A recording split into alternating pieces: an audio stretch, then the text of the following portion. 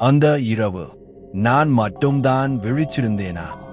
அந்த இரவு எனக்கு ஏன் தூக்கம் வரலன்னு இன்னும் தெரியல. எங்க கிராமத்துல இரவு வந்தா காற்று கூட மெதுவா அடிக்கும்.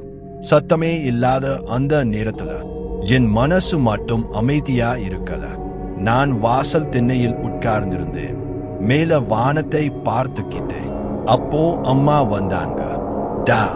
டீ குடிச்சா கொஞ்சம் சாந்தமா இருக்கும் வீட்டுல போட்ட சுடுடியை கையில் கொடுத்தாங்க. அந்த டீயோட வாசனை அம்மாவோட கையோட சேர்ந்து என்னை கொஞ்சம் அமைதியா ஆக்கிச்ச. டீ குடிச்சுக்கிட்டே நான் வீட்டு வாசலை பார்த்தேன்.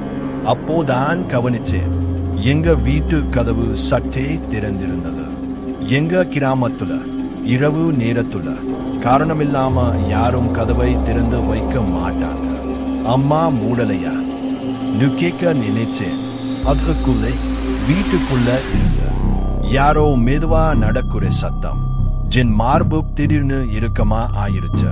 டீ கையிலேயே வைத்துக்கிட்டு மெதுவா இருந்து கதவு கிட்ட போனேன். உள்ளே பார்த்தா யாருமே இல்ல.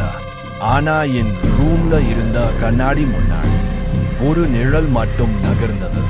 அந்த நிழல் என்ன மாதிரியே இருந்தது. யாரும் அங்க கேட்டேன். பதில் வரல. நான் இன்னும் நெருங்கினேன். அப்போ கண்ணாடியில என்னோட முகம் இல்ல. அதுக்கு பதிலா என்னை மாதிரி ஒருத்தன். ஆனா அவன் கண்கள் என்னை பார்க்கல.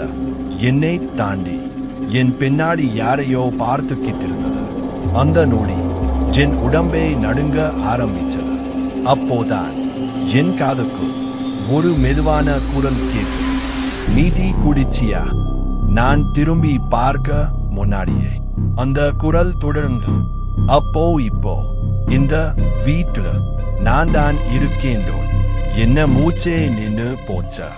அந்த நேரத்துல என் பின்னால் இருந்து அம்மா குரல் கேட்டு, டீ குளிருது, உள்ளே வா. நான் மெதுவா திரும்பி பார்த்தேன். அம்மாதான். ஆனா நான் இன்னும் கண்ணாடியில பார்த்ததை மறக்க முடியல. ஏன்னா அவனோட கண்கள் இன்னும் என்னை தாண்டி பார்த்துக்கிட்டே தான் இருந்தது.